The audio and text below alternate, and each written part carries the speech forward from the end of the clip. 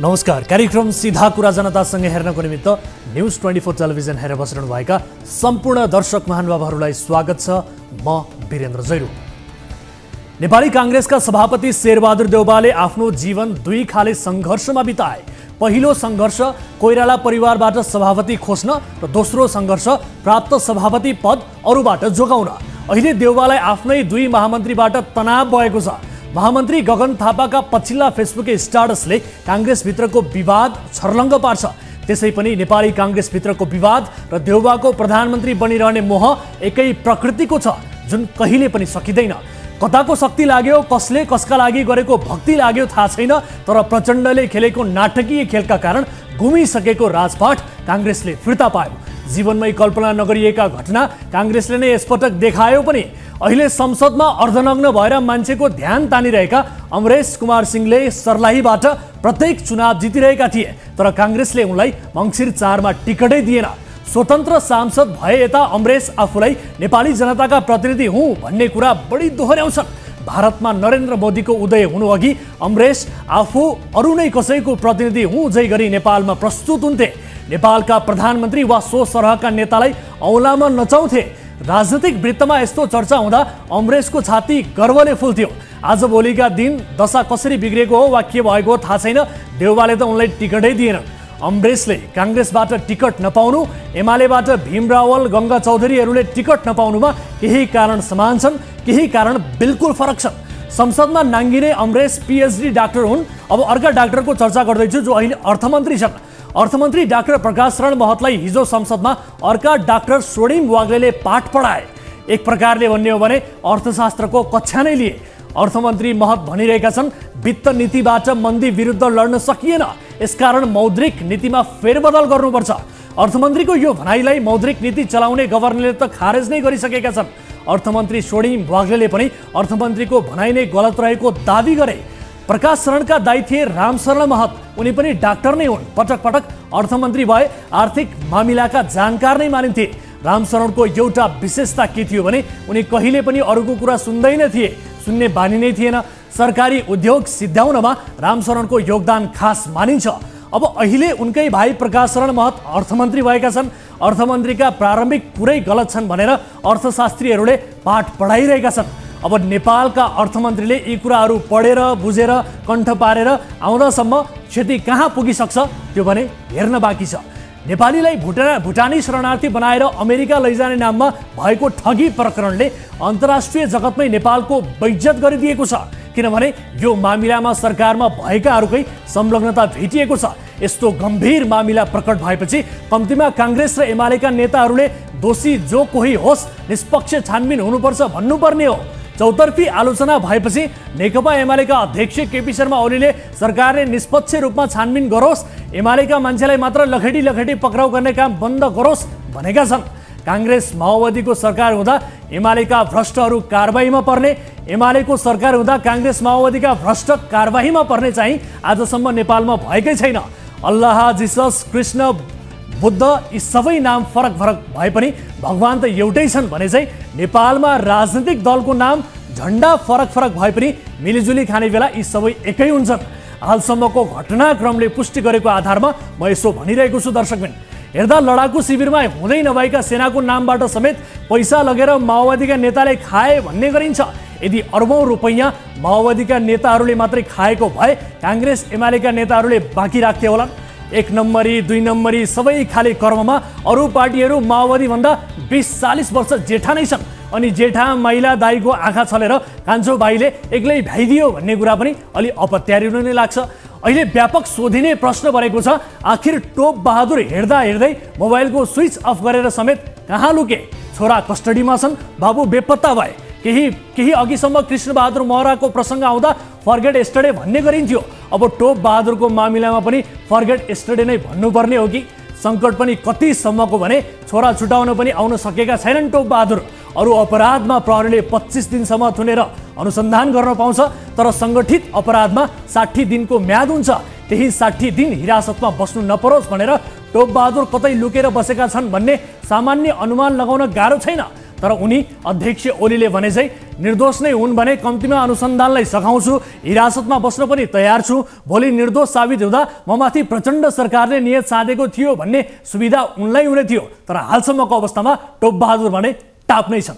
आउनुहोस् सुरु गरौँ जनताको चासो गुनासो र प्रश्न सहितको विशेष कार्यक्रम सीधा कुरा जनतासँग।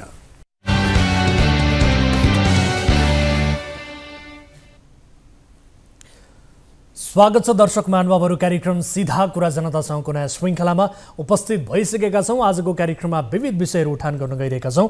न्युज 24 टेलिभिजनबाट प्रत्यक्ष रूपमा प्रसारित छौँ र आजको कार्यक्रममा नक्कली भुटानी शरणार्थी प्रकरण बारेको एक विशेष फलोअप रिपोर्ट कार्यक्रममा समावेश गर्दैछौँ। खास गरी नेपालीलाई भुटानी शरणार्थी बनाउने गिरोहमाथि अनुसन्धान गरिरहेको प्रहरीले थप 2 जनालाई पक्राउ गरेको छ। तर 6 दिन अघि नै पक्राउ पूर्जी जारी भइसकेका टोपबहादुर राईमाझी भने अझै पनि पक्राउ परेका छैनन्। यो प्रकरणको पछिल्लो घटनाक्रमको बारे एक विशेष रिपोर्ट प्रस्तुत गर्छौँ र यसबारे थप संवाद पनि आजको कार्यक्रममा गर्दैछौँ। यस्तै बलात्कार आरोपीलाई पक्राउ गर्न जाँदा प्रहरीमाथि नै कुटपिट भएको छ। कालीकोटको यो घटना पनि आजको कार्यक्रममा समावेश गर्दैछौँ। धरानमा हर्क साम्पाङले दाबी गर्दै आएको खानेपानी समस्याको समाधान बारेको फ्याक्ट चेक आजको कार्यक्रममा गर्ने प्रयास गरेका छौँ। एक रिपोर्ट मार्फत के छ त अवस्था, के साँच्चै मेयरले दाबी गरे जस्तै हो त, अथवा त्यहाँका वडा अध्यक्षले यसअघि केही पनि होइन यो स्टन्ट हो, यो युट्युबका लागि गरेका हुन्, स्टन्ट मात्रै गरेका हुन् भन्ने जुन दाबी गरेका थिए, यो दाबीमा फ्याक्ट चेक हामीले गर्ने प्रयास गरेका छौँ। र साउदीमा नेपाली युवाले प्राण त्याग गरेको विषय पनि आजको कार्यक्रममा देखाउँदैछौँ। परिवारले भनिरहेका छन् कि मेन पावरको कमजोरीका कारण आफ्नो मान्छेको मृत्यु भयो भनेर भनिरहेका छन्। यो विषयको अन्तर्य के हो त्यो आजको कार्यक्रममा देखाउँदैछौँ। यसबाहेक अन्य विषय पनि समावेश हुनेछन्। समयले साथ दिए तपाईँ दर्शक महानुभावहरूसँगको प्रत्यक्ष कुराकानीमा जोडिनेछौँ। कुनै पनि समस्या पर्नुभएको छ, तपाईँका कुनै पनि गुनासा छन् भने हाम्रो टोल फ्री नम्बर 1660122424, यसै गरी एनसेल नम्बर रहेको छ 980157 2424मा तपाईँले प्रत्यक्ष रूपमा सम्पर्क गर्न सक्नुहुनेछ। आउनुहोस् कार्यक्रमको सुरुवात गरौँ हाम्रो नियमित स्तम्भ ताली र गालीबाट। यसअघि हामीले सोधेको प्रश्न थियो, पर्यटन मन्त्री सुदन किरातीले आर्थिक सङ्कट र शरणार्थी बनाउने नाममा गरिएको ठगी प्रकरण केपी शर्मा ओली नेतृत्वको सरकारले दिएका 2 उपहार भएको टिप्पणी गरेका छन्। मन्त्री किरातीको टिप्पणी सही छ भन्नेले तालीमा र छैन भन्नेले गालीमा भोट गर्नुपर्ने थियो, जसअनुसार 52%ले तालीमा र 48%ले गालीमा आफ्नो मत जाहेर गर्नुभएको छ। अर्थात् मन्त्री किरातीको टिप्पणी सही छ भन्नेमा बढी मत परेको छ, तालीमा दर्शकहरूले बढी मत व्यक्त गर्नुभएको छ। अब ताली र गालीका लागि आजको प्रश्न यस प्रकार छ, वैदेशिक रोजगारीबाट फर्केकाहरूले 2 वटासम्म मोबाइल सेट ल्याउन पाउने भनेर सरकारले गरेको निर्णय ठिक छ भन्नेले तालीमा र ठिक छैन भन्नेले गालीमा भोट गर्नुहोला। हाम्रो पात्रोको एप्लिकेसन मार्फत ताली र गालीमा भोट गर्न सक्नुहुनेछ र भोटिङ सुरु हुन्छ अब आजको पहिलो अनि महत्त्वपूर्ण विषय, भ्रष्टाचारको मामिलामा जब कुनै ठुला नेता मुछिन्छन् अनि तिनका अन्ध समर्थकहरूले नारा लगाउन थाल्छन्, गर्ने नै हो भने अहिलेसम्मका सबै भ्रष्टाचार काण्डका फाइल खोलियोस्, होइन भने कुनै एउटा व्यक्तिलाई मात्र बलिको बोको बनाउन पाइन्न। हुनसक्छ यो संयोग नै होला। वैशाख 24 को प्रतिनिधि सभा बैठकमा बोल्दै पूर्व प्रधानमन्त्री शेरबहादुर देउवाकी पत्नी समेत रहनुभएकी सांसद आरजु राणाले भन्नुभयो, सार्वजनिक गर्ने भए सम्पत्ति विवरण सबैको सार्वजनिक गरौँ। अघिल्लो सरकारका प्रमुख शेरबहादुर देउवाले हजारौं आलोचना सहे, तर उनी आफू प्रधानमन्त्री भएको बेला आफ्नो सम्पत्ति विवरण सार्वजनिक गरेनन्। अहिले नेपालीलाई नक्कली भुटानी शरणार्थी बनाएर अमेरिका लैजाने गिरोहको पर्दाफास भइरहेको छ। यो प्रकरणले संसद पनि तरङ्गित भइरहेको छ। भ्रष्टाचारमा नाम जोडिन थालेपछि आरजु राणाले भनेकी थिइन्, एक नारी अघि बढ्दा अरूलाई असह्य भएको छ। जवाफमा आज तोसीमाले भनिन्, भ्रष्टाचारको कुरा आउँदा के को नारी के को पुरुष, भ्रष्टाचारमा लिङ्ग कहाँबाट आयो। अर्कोतिर नेकपा एमालेका सचिव टोपबहादुर राईमाझी हराएको कुरा संसारलाई थाहा भइसक्यो, तर प्रहरी भने बल्ल आज सातो बाटो स्थित उनको घर पुगेको छ उनलाई खोज्दै। नक्कली शरणार्थी सम्बन्धी मामिला र आजका प्रमुख घटनाक्रमबारे हामीले समेटेर तयार पारिएको यो रिपोर्ट हेर्नुहोस्।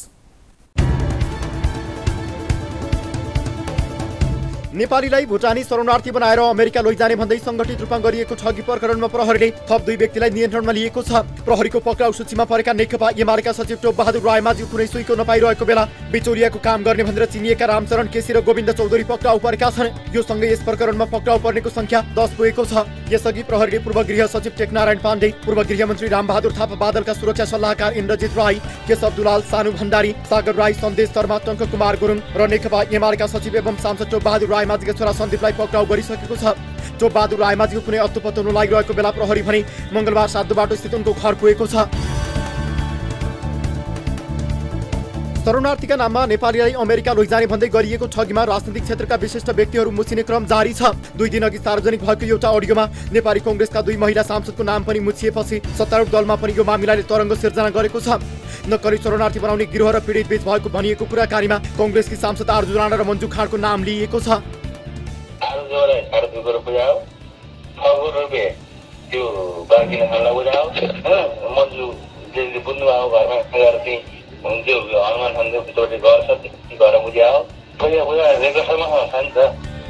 यो अडियोको तथ्य खोजी पनि सुरु भएको छ। यसबीच प्रतिनिधि सभाको मंगलबारको बैठकमा समेत नक्कली शरणार्थी बनाएर अमेरिका लैजाने भन्दै सरकारकै मानिसहरू मिलेर गरिएको ठगी प्रकरणले राज्यकै शेर निहुरिएको भन्दै सांसदहरूले निष्पक्ष छानबिनको माग गरेका छन्।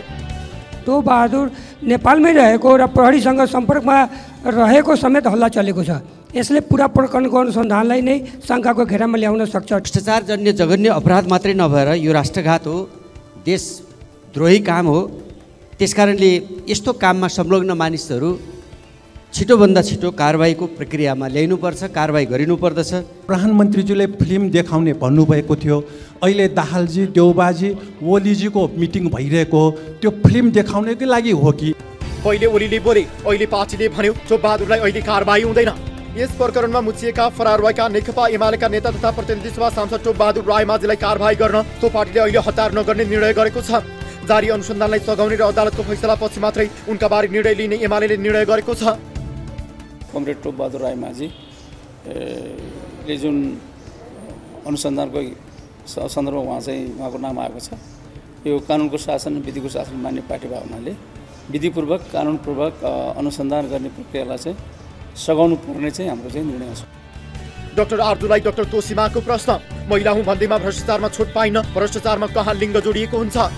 नक्कली शरणार्थी बनाएर अमेरिका लैजाने प्रकरणमा प्रहरीको तर्फबाट आर्जु राणामाथि कुनै प्रकारको दोषारोपण र सोधपुछ भइसकेको छैन। तर भ्रष्टाचारका मामिलामा आर्जुमाथि प्रश्न अक्सर उठ्दै आएको छ। 24 वैशाखमा प्रतिनिधि सभा बैठकमा आर्जुको एउटा नारी आफ्नै बुथामा अघि बढ्न पुरुषहरूलाई असह्य भएको बताएकी थिइन्। आफूमाथि कसैले जति क्रिटिसाइज गरे पनि नडराउने र आफ्नो परिवारको सम्पत्ति विवरण सरकारसँग सुरक्षित रहेको उनले बताएकी थिइन्। सबै सांसदहरूको सम्पत्ति सार्वजनिक गर्न पनि आर्जुले माग गरेकी थिइन्। भ्रष्टाचारको मामिलामा आर्जुले महिला कार्डको सहारा लिएर विचार राखेपछि प्रतिवादमा तोसीमा उत्रिन्। तोसीमाले भनिन्, भ्रष्टाचारमा लिङ्ग कहाँ जोडिएको हुन्छ? एक महिला माननीय संसदज्यूले भन्नुभयो टेप काण्डको अनुसन्धान माग गर्दा महिला विद्रोही भयो, महिला हिंसात्मक भयो। मलाई उत्तर दिनु पर्यो, भ्रष्टाचारमा कहाँनिर लिङ्ग जोडिएको हुन्छ? भ्रष्टाचार मात्र होइन, यहाँ चिनारी फेरेर राष्ट्रघात भएको छ, अपराध भएको छ, कारबाही हुनुपर्छ। नेपालीलाई भुटानी शरणार्थी बनाएर अमेरिका लैजाने प्रकरणले मंगलबार राष्ट्रिय सभामा पनि राम्रै स्थान पाएको छ।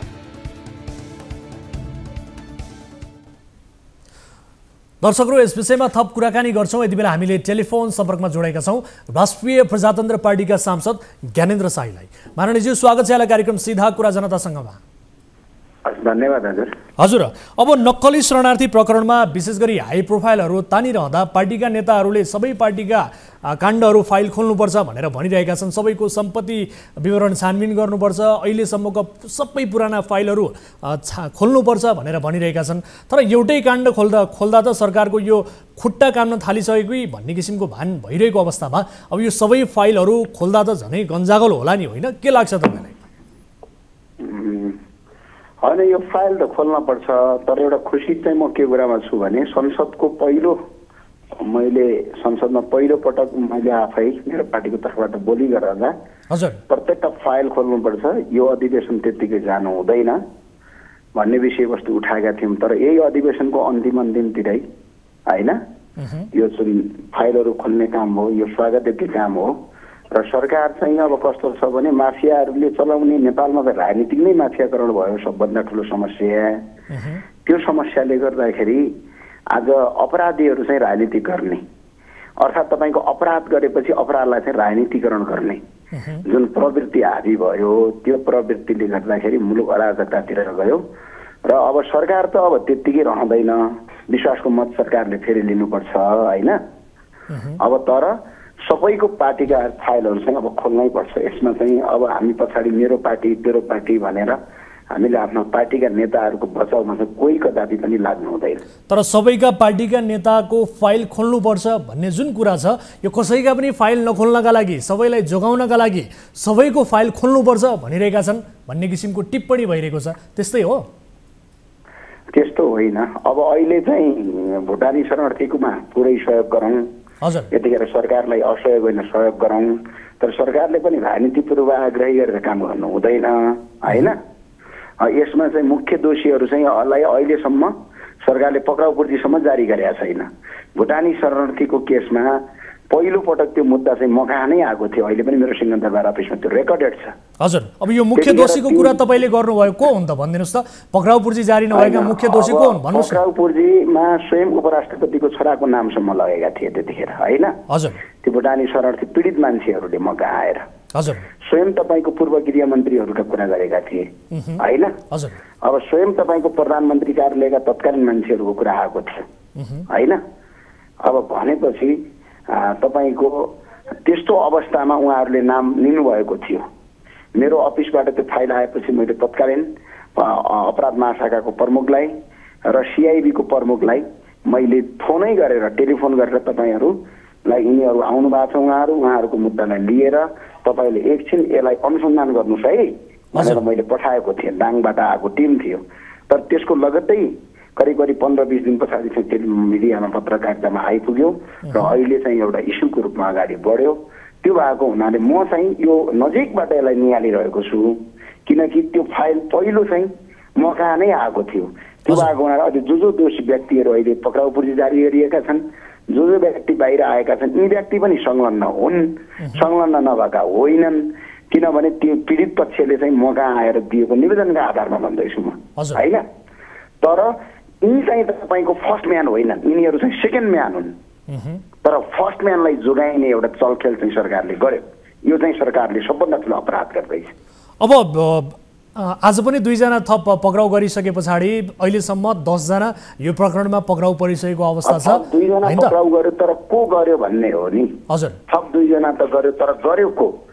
अब त्यसका कमान्डरहरू पक्राउ गर्यो कि सिपाही पक्राउ गर्यो भन्ने हो के? हजुर, ठिक छ। अब एमाले के भनिरहेको छ भने खास गरी एमालेका मान्छे मात्रै यो नियत राखेर छानी पक्राउ गर्यो भन्ने किसिमको जुन एमाले बताइरहेको छ त्यस्तै हो, यो सरकारले त्यस्तै शैली देखाएको हो, तपाईँलाई के लाग्छ? एमाले भन्न पनि सुहाउँदैन, त्यो भन्नुभन्दा अगाडि हामीले लाज पनि मान्नुपर्छ।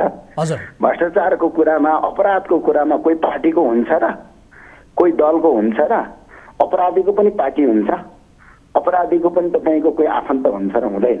त्यसो भए अहिले जुन मेरो पार्टी तेरो पार्टी भन्ने चलन नै छैन। जोसुकै भए कारबाही गर्नुपर्छ, पक्राउ गर्नुपर्छ। अहिलेको प्रकरणमा प्रधानमन्त्री प्रचण्डले देखाएको यो जुन स्पिरिट छ यो नेचुरल हो कि अथवा यो काकताली परेको हो? के उनी वास्तवमै चाहिँ भ्रष्टाचारको मामिलामा निर्मम छन् भन्ने तपाईँलाई लाग्छ? होइन, यो चाहिँ इन्टरनेसनल दबाब। भुटानी शरणार्थी बनाएर अमेरिका जाने हो नि त उनीहरू। हजुर, अब यो भ्रष्टाचारका विरुद्धमा त सरकार त अब लडेको होइन। किन होइन भने आफ्नै क्यान्टनमेन्ट घोटालाको फाइल छ, बुझ्नुभयो? हजुर, आफ्नै वाइट बडी छ, आफ्नै तपाईँको यत्रा घोटालै छन् होइन।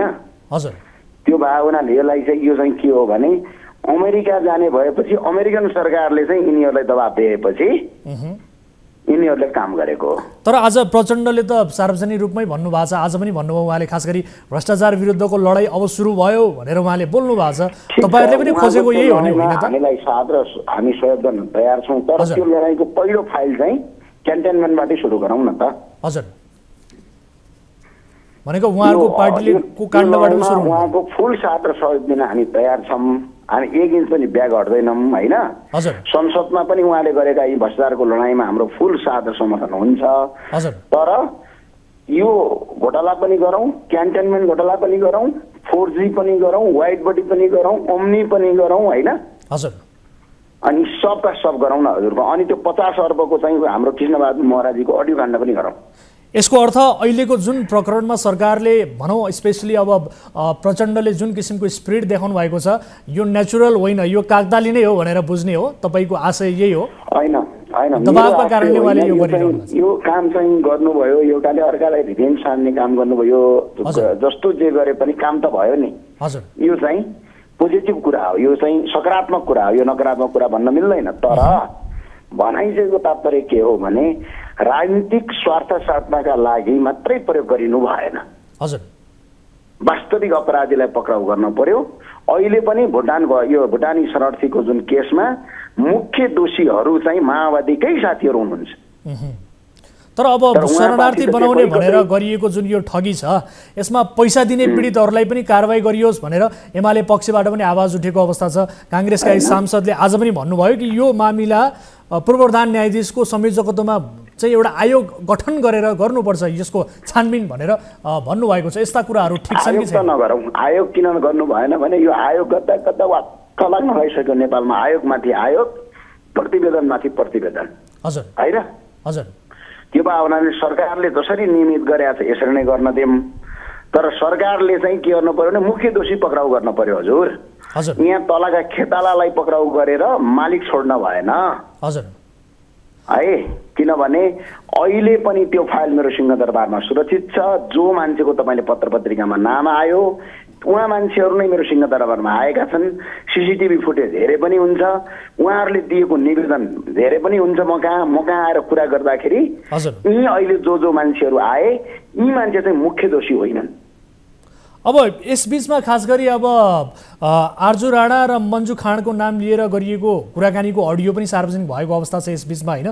तर अस्तिको संसद बैठकमा आर्जु राणाले भन्नुभयो कि एउटा नारीले गरी खाएको यहाँ धेरैलाई सही हुँदैन भनेर उहाँले भन्नुभयो। यस्तै हो त? होइन, यो गरी खाएको चाहिँ त्यसो भने भ्रष्टाचार पनि गरी खाएपछि नारी पुरुष हुन्छ र? नारी अपमान भयो भन्नु कहाँनिर? भ्रष्टाचार गर्न पनि कुनै लिङ्ग हुन्छ भ्रष्टाचारको? हुँदैन। हजुर, त्यो भएको हुनाले यो जोगिने चोखिनका लागि अब हो, म यही त कुरा भनिरहेको छु। यहाँ चाहिँ टोपबहादुर रायमाझीलाई खोजी कार्यसम्म भइसक्यो, होइन? हजुर, अब टोपबहादुर रायमाझीजी पनि एउटा माननीय सांसद हुनुहुन्छ, होइन? अहिले आर्जु राणा पनि सांसदै हुनुहुन्छ। अनि एउटा फरारको सूचीमा भागाभाग छ, एउटा सांसद चाहिँ संसदमा आएर मान्छे थर्काइराख्नु भएको छ। यो चाहिँ किन? एउटै मुद्दा एउटै प्रकृति, होइन? मुद्दा पनि एउटै प्रकृति पनि एउटै हुँदा अडियोको प्रमाणसम्म बाहिरिसक्यो। तर हेर्नुहोस् न, ठोस प्रमाण चाहियो नि, ठोस प्रमाण चाहियो। पक्राउ गर्ने केही आधार त हुनु पर्यो नि, त्यतिकै त हुँदैन होला नि त, प्रमाण चाहिन्छ नि। होइन, जस्तो आधार त अहिले अडियोसम्म तपाईँले नै भन्नु भने सार्वजनिक भयो। हजुर, त्यो अडियोको आधारमा पनि त पक्राउ गर्न मिल्छ त। तर त्यो अडियोको त सत्यता परीक्षण हुन त बाँकी नै छ नि, परीक्षण गर्नु पर्यो। सत्यता परीक्षण गर्न पर्यो नि। कति वर्ष लाग्छ र? 10 वर्ष लाग्ने हो र सत्यता परीक्षण 1 दिनमा गर्न सकिन्छ, 2 घण्टामा गर्न सकिन्छ। प्रहरीले चाह्यो भने अहिले गरिदिन पर्यो नि। हो भने हो भन्न पर्यो, होइन भने होइन भन्न पर्यो। ठिक छ। अब अन्तिममा जस्तो अब एउटा नागरिकलाई नागरिकता त्यागेर लाखौँ रुपैयाँ बुझाएर चाहिँ शरणार्थी बन्न बाध्य पारिएको जुन यो परिस्थिति छ, यो परिस्थिति आउनुमा मुख्य रूपमा दोष कसको ठान्नुहुन्छ तपाईँ? मुख्य दोषी यो व्यवस्था हो। हजुर, व्यवस्थासँगै उदाएका यी अवस्थावादीहरू र यो व्यवस्थाको फुल फाइदा उठाए। किनभने यो देशमा रोजगारी भइदिएको भए, हिजोको जस्तो फ्याक्ट्रीहरू भएको भए, कल कारखाना भइदिएको भए, होइन? हिजो विज्ञान कति पछाडि थियो त्यो अवस्थामा पनि हामीले भेरकुटी कागज कारखाना, विराटनगर तपाईँको जुट मिल, हेटौडा टेक्सटाइल, बिरगञ्ज चिनी मिल, होइन? कपा, हेटौडा दुनियाँभरका गोरखाली टायरदेखि संसारकै नेपालको एसियाकै ठुला फ्याक्ट्रीहरू नेपालमा थिए। तिनीहरूलाई जस्तो अब अहिले मजाले सञ्चालनमा आइदिएको भए रोजगारी नेपालमै सिर्जना हुन्थ्यो। नेपालमै रोजगारी सिर्जना भइदिए भए मान्छे बेरोजगार हुन्थ्यो। बेरोजगार भएर मान्छे विदेश जानु अवस्था हुँदैन थियो। भयोभरको के हो यो? क्रान्ति हो कि भ्रान्ति हो यो, होइन? के भनेर ल्याएर जनता भट्काएर कल कारखाना सबै बन्द गराए। अनि अपराधीहरू मात्र चुनाव जितेर आउने, संरक्षण गर्ने, अनि तिनीहरूले सत्ता चलाउने। अनि त्यो सत्ता चलाए पछाडि चाहिँ मान्छे मारेर आएका मान्छे पनि राजनीतिकरण गर्ने, अपराधी पनि नेता बन्न थाले यो देशमा। अनि त्यसरी तपाईँको अवस्था आएपछि रोजगारी केही नभएपछि मान्छेले के गर्न थाल्यो भने 50 लाख रुपियाँ दिएर पनि आफ्नो नागरिकता त्यागेर शरणार्थी बन्न मान्छे तयार छ। हेर्नुहोस् त, योभन्दा ठुलो यो देशको अवस्था कस्तो छ भनेर अरू केही ठुलो गफ गर्नु पर्दैन। यही पिक्चर देखाइदिएपछि यो देशको अवस्था त्यही छ। त्यही भएर अब अवस्था मात्र परिवर्तन भएर केही हुँदैन, अवस्था र व्यवस्था दुइटै परिवर्तन गर्न पर्छ। गाडीको इन्जिन खराब भयो भने ड्राइभर जति नयाँ भए पनि त्यसले गन्तव्यमा पुर्याउँदैन। इन्जिन पनि परिवर्तन गरौँ, ड्राइभर पनि परिवर्तन गरौँ। अवस्था व्यवस्था दुइटै परिवर्तन गरेपछि मात्र मुलुकको समृद्धिको बाटो खोल्छ। हस् माननीयज्यू, यो समय र संवादका लागि यहाँलाई धेरै धेरै धन्यवाद। दर्शक महानुभावहरू, हामीले यो पछिल्लो समय जुन चर्चित विषय छ नक्कली शरणार्थीको प्रकरण, यस विषयमा कुराकानी गऱ्यौँ। अब यति बेला पालो भएको छ ब्रेक पछाडि फेरि हामी उपस्थित हुनेछौँ। कतै नजानु होला, यहाँहरू हेरिरहनु भएको छ कार्यक्रम सीधा कुरा जनतासँग मात्र न्युज 24 टेलिभिजनमा।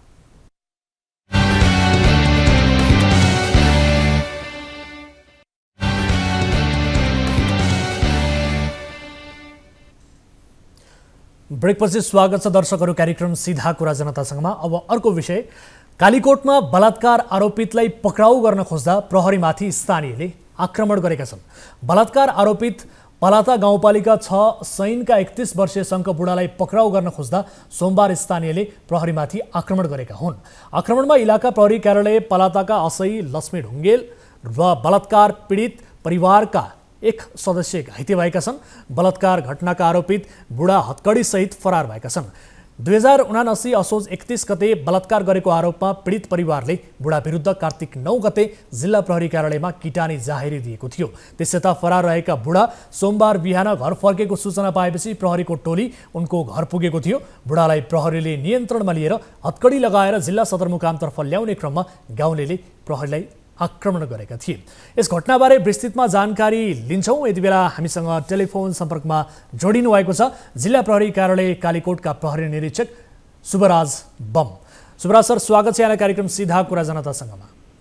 धन्यवाद। हजुर, अब यो सबैभन्दा पहिले त स्थानीयको आक्रमणमा परेका जो असही छन् लक्ष्मी ढुङ्गेलको स्वास्थ्य अवस्था कस्तो छ, यसबारे जानकारी गराउनुहोस् न। लक्ष्मी रुद्र रावल असादको नाम, प्रहरी सहायक निरीक्षक। उहाँको अवस्था चाहिँ अहिले जिल्ला अस्पताल कालीकोट मान्मामा चाहिँ उपचार भइरहेको छ। अवस्था टाउकोमा 2टा टाँका लगाएको छ, सामान्य नै छ।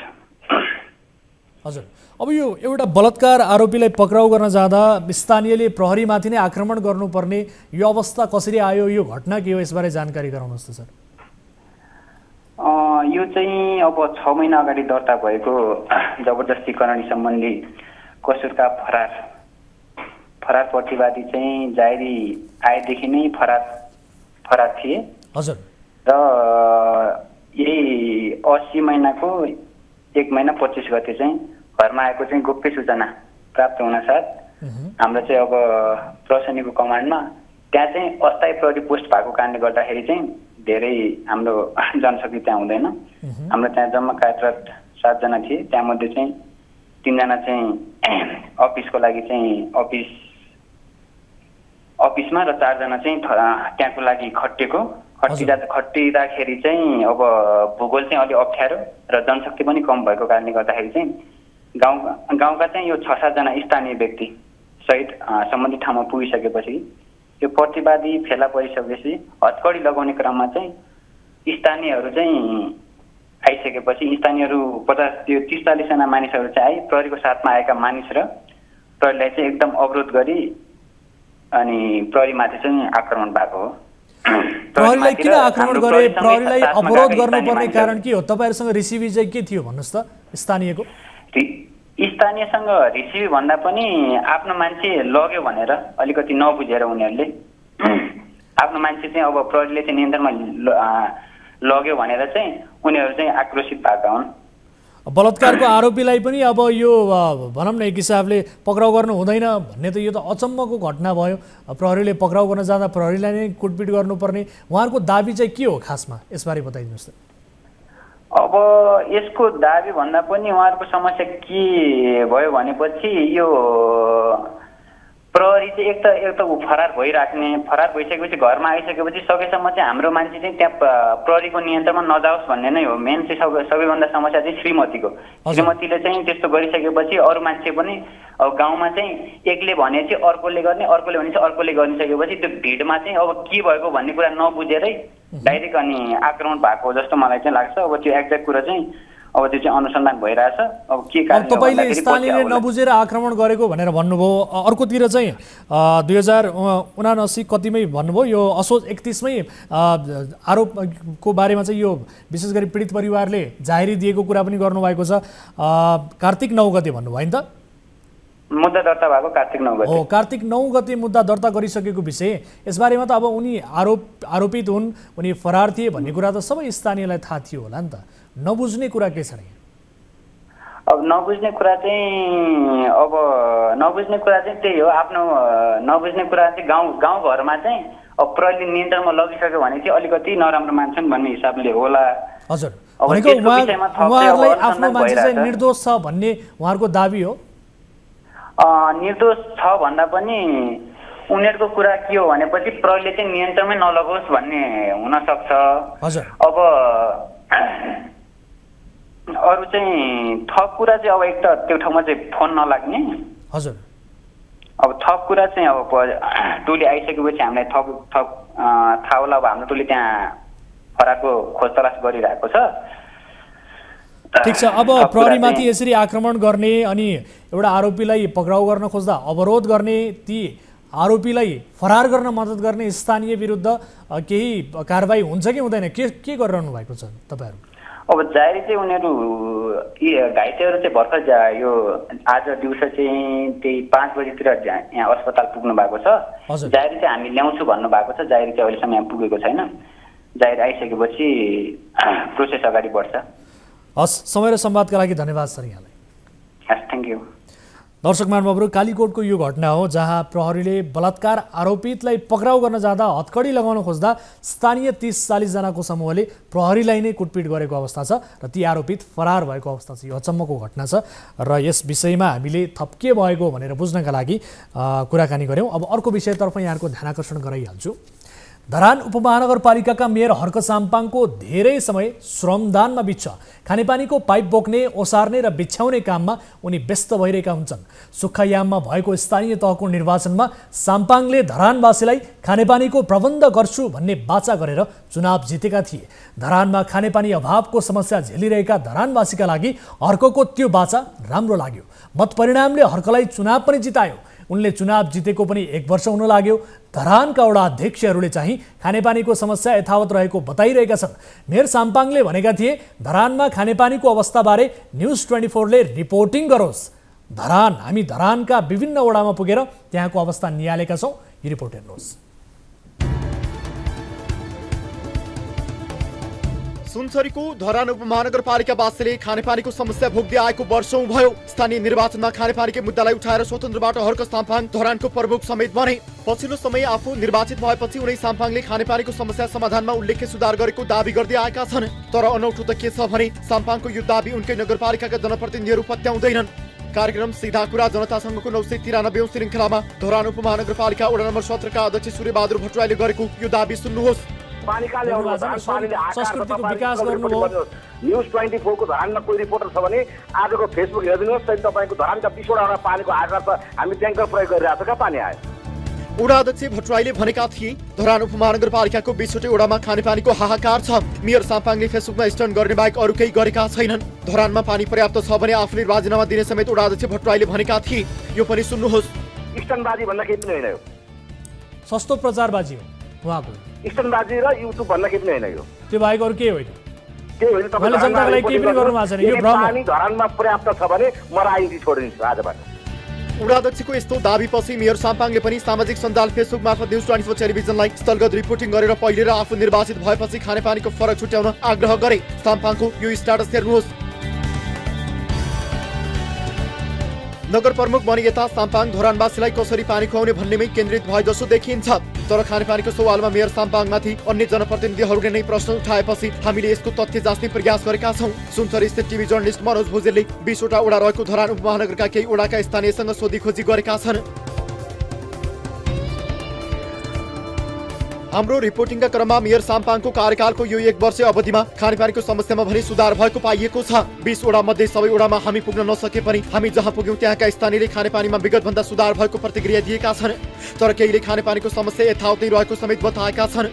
खास गरी दशकौंदेखि काकाकुल धरानको 15, 16, 17, 18, 11, 2 र 5 नम्बर वडामा अहिले खानेपानीको सुधार भएको स्थानीयहरू नै बताउँछन्। 2 वर्षसम्म त यस्तो बिजोग भयो क्या पानीको। अनि जब हाम्रो हर्क साम्पाङ आउनुभयो नि मेयर, उहाँ आएपछि त आनन्द छ। पहिलाको वर्ष हेरेर चाहिँ धेरै राम्रो आएको छ हैन। पानी एक टाइम भए पनि 2-3 घण्टा मजाले आइरहेछ। सुधार अब आइरहेछ पानीको त्यति उयो भएको छ। हप्ताको 2 दिन त्यो पनि पर्याप्त पानी नआउने यी वडाहरूमा अहिले हप्तामा 5 दिन पानी आउने गरेको स्थानीय बताउँछन्।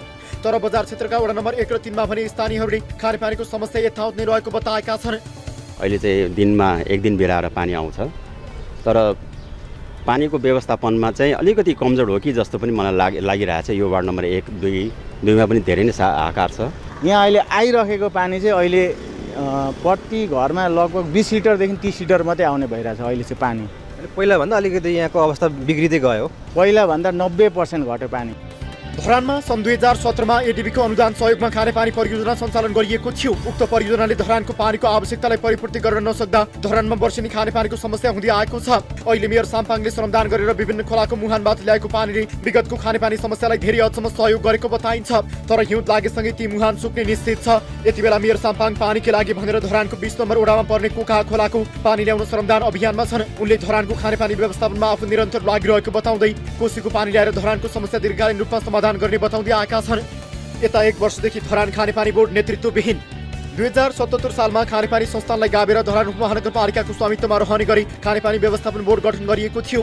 2079 वैशाखसम्म तत्कालीन मेयर तिलक राईको अध्यक्षतामा बोर्ड गठन गरिएको थियो।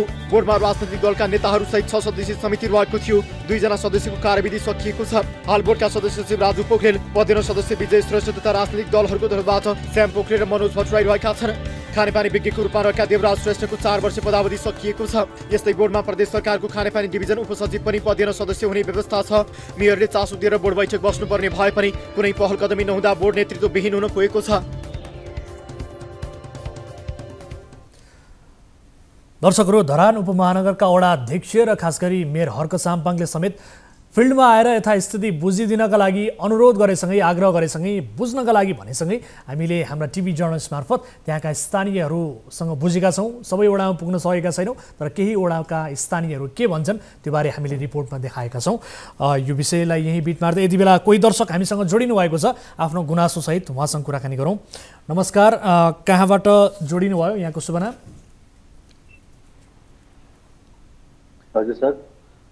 कहाँबाट जोडिनु भयो? यहाँको शुभ नाम? म नेपालबाट मलेसियाको 8-9 महिना जति भएको छ। हजुर, मलेसियाबाट भन्नुभयो? होइन, नेपालबाट मलेसिया, सिराहा जिल्लाबाट। सिराहाबाट? भनेको नेपालबाट सिराहा जिल्ला हाम्रो घर छ मेरो। अहिले तपाईँ मलेसियामा हुनुहुन्छ होइन? अहिले मलेसियामा छु। मलेसियाको कुन ठाउँमा हुनुहुन्छ? तपाईँको शुभ नाम के हो? मेरो सुजित कुमार यादव।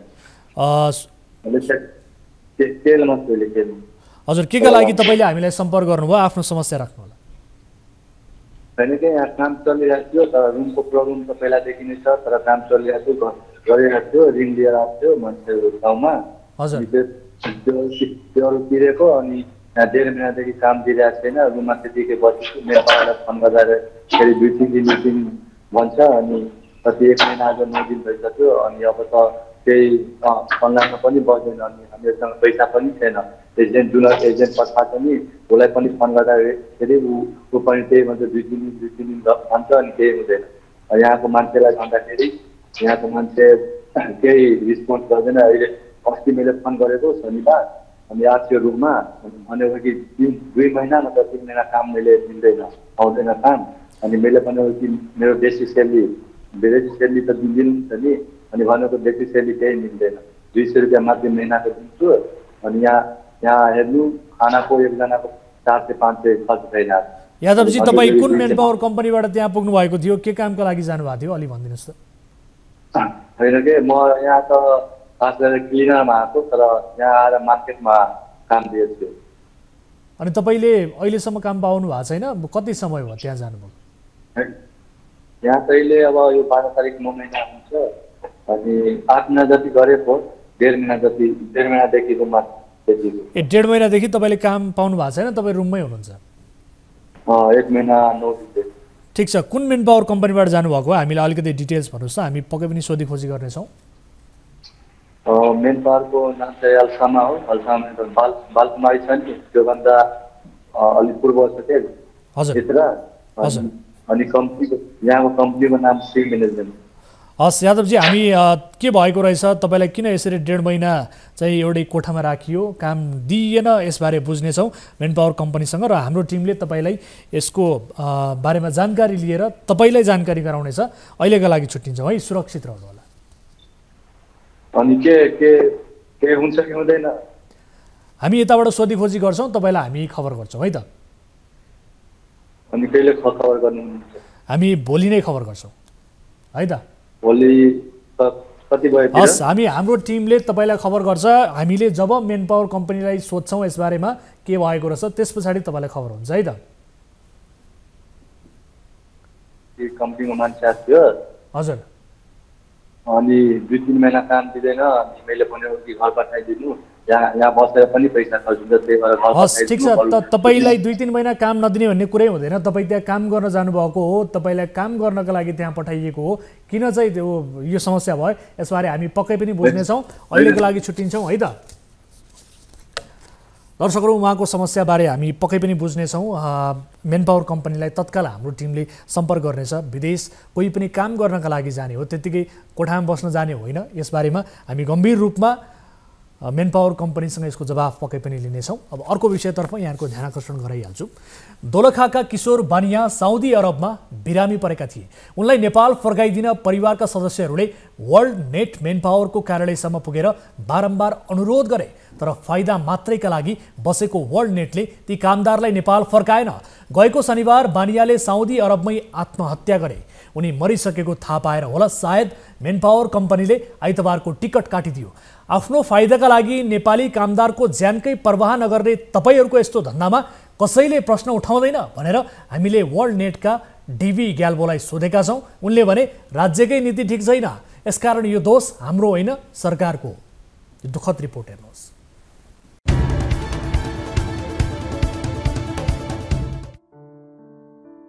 दोलखाका 35 वर्षीय किशोर बानिया साउदी अरबमा बिरामी थिए।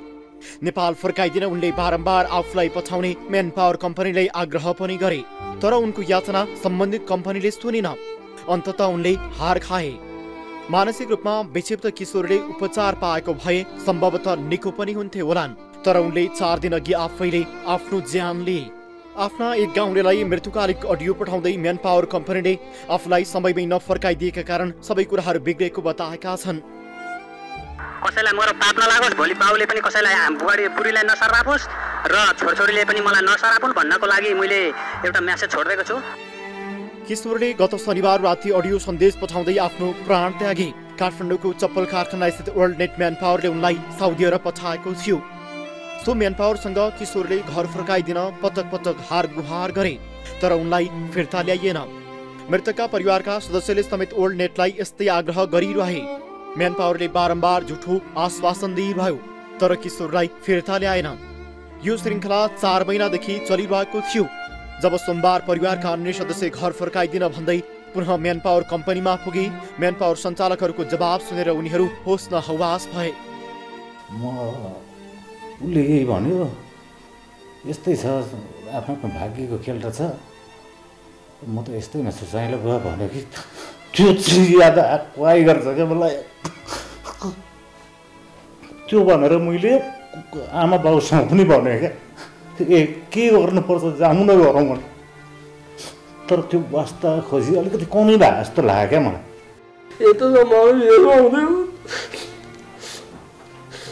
अब त्यो बालबच्चालाई भने के भन्ने के एन्सर दिने मेरो बाबा खै भन्दाखेरि घरमा रुवाबासी छ बुढाबुढी बाबुआमाहरूको।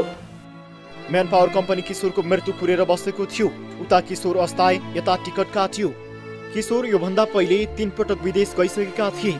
उनको स्वास्थ्यमा कुनै समस्या देखिएको थिएन। 78 पुसमा तेस्रो पटक साउदी उडे।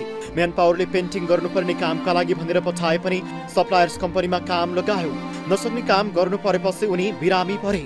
हातखुट्टामा समस्या, ढाडमा समस्या देखिएको भन्दै उनले घर फर्काइदिन आग्रह गरेका थिए। म्यान पावरमा राखेको समस्या सुनवाई नभएपछि उनले आफ्नो परिवारसँग घर फर्काउन पहल गर्न आग्रह गरे। 4 महिना अघि परिवारका सदस्यले म्यान पावरमा आएर समस्या सुनाए। त्यति बेला बुझेर फर्काइदिने आश्वासन दिएपछि उनीहरू घर फर्किए। तर किशोर नेपाल फर्किएनन्। उता साउदीमा किशोरको अवस्था बिग्रिँदै गयो। पटक पटक झुटो आश्वासन मात्रै म्यान पावरले दिइरह्यो। बिरामी अवस्थामा औषधि होइन, कम्पनीले चरम यातना दिएर चरम शोषण गरिरह्यो।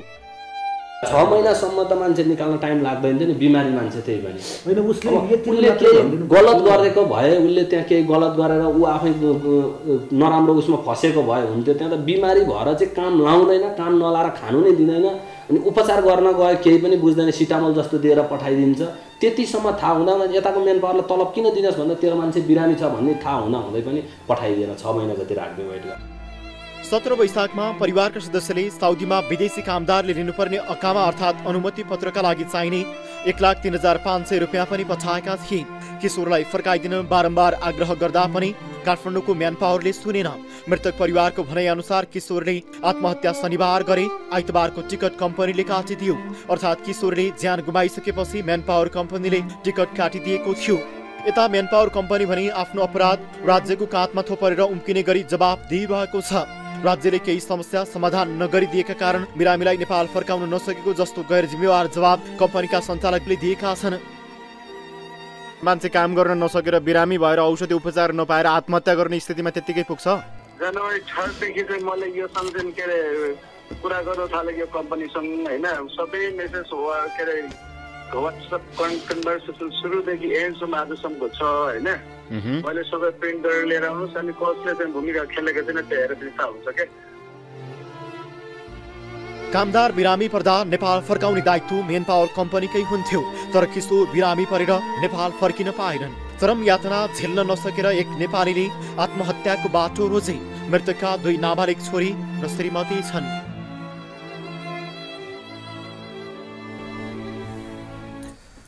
दर्शकहरू, यो अत्यन्त दुःखद रिपोर्ट हामीले यहाँहरू समक्ष प्रस्तुत गर्यौँ। खास गरी किशोर बानियाको परिवार यति बेला शोकमा डुबेको छ। 6 महिनासम्म बिरामी पर्दा पनि उनलाई निरन्तर रूपमा काममा लगाउने र 6 महिनाको यो अवधिमा बिरामीका आफन्तले मेरो मान्छेलाई झिकाइदेऊ भनेर बारम्बार गुहार गर्दा पनि म्यान पावर कम्पनी नमानेको अवस्था छ। यस्तो म्यान पावर कम्पनी जसले मृत्यु भइसकेपछि मात्रै किशोरको टिकट काट्यो, यो म्यान पावर कम्पनीलाई गम्भीर रूपमा छानबिन गरियोस् र राज्यका निकायले यो माथि गम्भीर रूपमा अनुसन्धान गरोस्, हामी यही चाहन्छौँ। खास गरी यो घटनामा साउदी स्थित नेपाली दूतावासको पनि गम्भीर रूपमा ध्यानाकर्षण गराउन चाहन्छौँ। हामी पटक पटक ध्यानाकर्षण गराउँछौँ, राज्यका तालुकदार निकायलाई पनि भन्छौँ। तर यी तालुकदार निकायहरू सुनेर पनि नसुने चाहिँ गर्छन्, कानमा तेल हालेर बसेका छन्। हामी बारम्बार भन्छौँ र यस्ता घटनाहरू हुने क्रम र किशोरहरूले विदेशमा ज्यान गुमाउने क्रम रोकिएको छैन। दर्शक महानुभावहरू, यो विषय हामीले प्रस्तुत गऱ्यौँ र यो विषयमा हामी फेरि पनि ध्यानाकर्षण गराउन चाहन्छौँ। यति बेला कोही दर्शक हामीसँग जोडिनु भएको छ, उहाँसँग कुराकानी गर्छौँ। खास गरी एउटा अर्को रिपोर्ट पनि थियो हामीसँग, आफन्तले नै कुटपिट गरेको प्रसङ्ग थियो। खास गरी यस घटनामा माओवादीका कार्यकर्ताहरू मुछिएको यो विशेष रिपोर्ट बाँकी थियो। यो रिपोर्ट हामी आगामी श्रृङ्खलामा प्रस्तुत गर्नेछौँ। त्यसअघि कोही दर्शक हामीसँग जोडिनु भएको छ, उहाँको समस्या सुनिहाल्छौँ। नमस्कार, कहाँबाट को जोडिनु भयो? यहाँहरूको शुभ नाम? नमस्कार दाइ। हजुर, यहाँहरूको शुभ नाम, आफ्नो समस्या राख्नु होला। कहाँबाट जोडिनु भयो? हामी कतारदेखि जोड्नु भएको छ दाइ। कतारदेखि के समस्यामा पर्नुभयो, के अप्ठ्यारोमा पर्नुभयो भन्नुहोस् त। हामीहरूको आउन 8 महिना भइसक्यो। 3 महिना काम दियो अनि 3 महिनामा कामै दिए छैन। 4 महिना अहिलेसम्म बसिरहेछु। हजुर, त्यही खानाको पैसा दिइरहेछ 300 अनि कम्पनीलाई भनिरहेछु त भन्छ कि मलाई केही थाहा छैन। हजुर, अनि तपाईँहरू श्रम स्वीकृति लिएर जानुभएको हो, बगैदा एग्रिमेन्ट गरेर जानुभएको छ? हजुर। के कामका लागि जानुभएको? त्यो हेल्परको लागि आएको छु। हेल्परको लागि? हजुर। तपाईँहरू गएको 4 महिना भयो, 1 महिना काम पाउनुभयो, 3 महिनादेखि कोठामा हुनुहुन्छ, यही हो? होइन 7 महिना भयो आउनुको। ए 7 महिना भयो अनि 3 महिनादेखि कोठामै हुनुहुन्छ? हजुर 3 महिनादेखि कोठामै हुनु। अनि किन कामबाट निकालियो तपाईँहरूलाई? कारण के रहेछ? यहाँ कामै यसलाई कामै छैन अनि भन्छ कि काम आउँछ अनि काम दिन्छु रे काममा दिन्छु रे। अहिले मेन पावरमा पनि केही बस्दै गर्दैन हामीहरूलाई। यहाँदेखि ऋण लिएर आएछु 2-2 लाख ऋण लिएर आएछु त्यसको ब्याज चलिरहेछ। अब खेत बेच्ने के गर्ने दाइ अब केही त उपाय लाग्दैन हामीहरूको। अनि कहाँ बसिरहनु भएको छ त अहिले? कतारमा बसिरहेको। अहिले कतारमा कुन ठाउँमा हुनुहुन्छ? यो बस्ने व्यवस्था कसले मिलाइदिएको छ? खानपानको व्यवस्था कस्तो छ? कसरी बसिरहनु भएको छ? यहाँ पहिला कम्पनीले मिलाइदिएको थियो। हजुर म्यानेजर एउटा म्यानेजर थियो केरला म्यानेजर उसले मिलाइदिएको थियो। एउटा मात्रै हो त्यहाँ म्यानेजर। हजुर केही छैन। फोरम्यान इन्चार्ज कोही पनि छैन यहाँ। तपाईहरु दुवैजना मात्रै हो कि अथवा अरू पनि हुनुहुन्छ तपाईहरुसँग? होइन 4 जना थियो 2 जना 1 जना त आफ्नो टिकट लिएर गइसक्यो नेपाल। ए हजुर अनि अरू कहाँ हुनुहुन्छ? अनि एक जना जाँदैन। एक जना यही बस्छ कहाँ जान्छ अनि 2 जना पत्रमा पाएछ। अनि अब तपाईहरुको भनाइ चाहिँ के हो त? खासमा नेपाल फर्किएको भनाइ चाहिँ यही हो कि हामीहरुलाई नेपाल फर्काइदेऊ। हजुर त्यहाँ अर्जेन्टसँग पैसा झिकाइदेऊ। यही हो हामीहरुको अनुरोध। कति पैसा बुझाउनु भएको थियो कतार जानलाई? 2 लाख। 2 लाख? हजुर 2 लाख बुझायो। कुन मेन पावर भन्नुभयो? मेन पावरको अलिकति डिटेल्स भन्नुहोस् त। सनलाइट। सनलाइट? हजुर सनलाइट। कुन ठाउँमा छ यो? तीन कुने शान्तिनगरमा पर्छ। हस् हामी यो मेन पावर कम्पनीमा गएर बुझ्नेछौँ अनि त्यस पछाडि किन तपाईँहरूलाई 3 महिनासम्म कोठामा राखियो यसबारे बुझ्नेछौँ। हाम्रो टिमले तपाईँहरूलाई खबर गर्नेछ। निरन्तर सम्पर्कमा रहनेछ हाम्रो टिम। अहिलेका लागि छुट्टिन्छौँ है त। तपाईँले आफ्नो समस्या राख्नुभयो। तपाईँहरूको समस्या उप हामी के रहेछ भनेर सोधीखोजी गर्नेछौँ है त। ल हुन्छ। दर्शक महानुभावहरू फ्री भिजा फ्री टिकट भनेर सरकारले नारा लाउँछ तर लाखौँ रुपैयाँ बुझाएर यसरी नेपालीहरू विदेश जान बाध्य छन्। मेन पावर मार्फत एजेन्ट मार्फत त्यसमाथि महिनौसम्म काम नपाई कोठामा अलपत्र परेर बस्नु परेको छ। यो विडम्बना हो यो देशका लागि यो राज्यका लागि। हामीले बारम्बार भन्दै आएका छौँ। यो विषयमा हामी बुझ्नेछौँ मेन पावर कम्पनीले किन युवाहरूलाई अलपत्र पार्यो, 3 महिनादेखि किन कामविहीन पार्यो, यहाँ ऋण लिएर पैसा बुझाएर विदेश गएका नेपालीहरूलाई किन अलपत्र पारियो, यसको जवाबदेही त हामी पक्कै पनि लिनेछौँ भन्दै यिनै विषयहरू प्रस्तुत गर्दै आजलाई कार्यक्रम सिधा कुरा जनतासँगको निर्धारित समय सकिएको छ। कुनै पनि समस्या पर्नु भएको छ, कुनै पनि गुनासाहरू छन् भने तपाईले हामीलाई हाम्रो टोल फ्री नम्बर 1660122424 यसैगरी एनसेल नम्बर 9801572424 र एनटिसी नम्बर रहेको छ 9745 615654 मा 24 घण्टा हाम्रो 24 हेल्प डेस्कमा तपाईले सम्पर्क गर्न सक्नुहुनेछ। कार्यक्रम सिधा कुरा जनतासँगबाट म वीरेन्द्र जैरू बिदा हुन्छु। नमस्कार।